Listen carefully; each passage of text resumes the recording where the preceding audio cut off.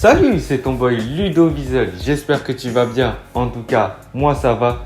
Aujourd'hui on se retrouve pour un nouvel épisode de Sneakers Time. On va s'intéresser à l'histoire derrière l'une des paires les plus iconiques du sneakers game, j'ai nommé la Jordan 1.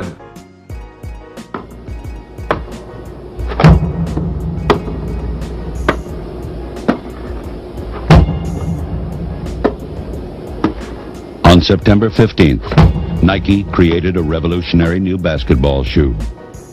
Nous sommes en 1984, Michael Jordan joue sa dernière année universitaire à l'université de North Carolina.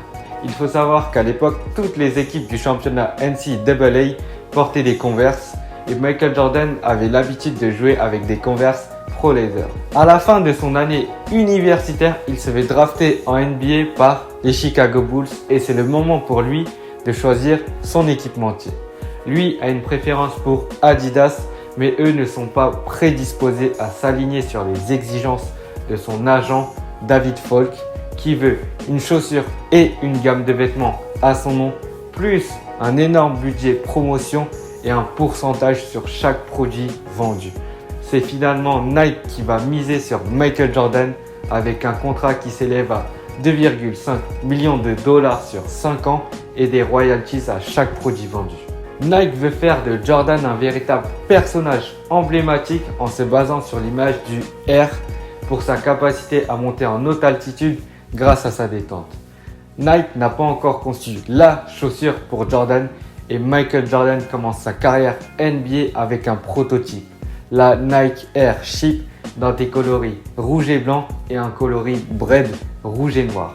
Le coloris Bread sera banni par la NBA car les règles de l'époque imposent des chaussures aux mêmes couleurs que leur équipe, c'est-à-dire pour Chicago, en l'occurrence le rouge et le blanc. La Nike Air Jordan 1 voit le jour en février 1985 au All-Star Game.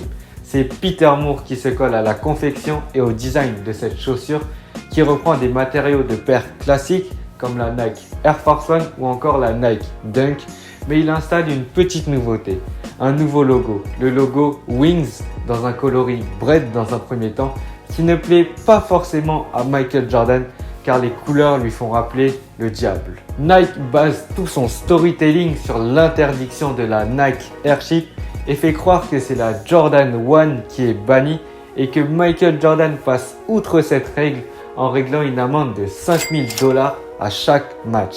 La paire est commercialisée pour la première fois en avril 1985 à un prix de vente de 65 $ et le succès est au rendez-vous. Toutes les personnes de toutes les classes sociales vont s'arracher la paire et 60 000 paires seront vendues durant les premiers mois d'exercice. En 1994, deuxième release de la Jordan 1, mais cette fois-ci 20 $ plus cher à un prix de 80 $. En 2004, les Jordan 1 Low, les basses, font leur apparition. Aujourd'hui, on compte 3 types entre guillemets de Jordan 1, la High, la Mid et la Low. C'est devenu une paire incontournable avec de nombreux coloris et de nombreuses rééditions. Nike encore aujourd'hui mise énormément sur cette paire, comme on peut le constater avec de nombreuses collabs avec Travis Scott, Ale Ali, Dior, Virgil Abloh ou encore Melody et Sani pour ne citer que, avec des quantités limitées et des prix qui explosent. J'espère que cette vidéo t'a plu. Comme d'hab, n'hésite pas à liker, commenter, partager et à t'abonner surtout, c'est super important. À me suivre sur mon Instagram, le lien est dans la description. C'était Ludovizel, on se retrouve très vite. Bye bye.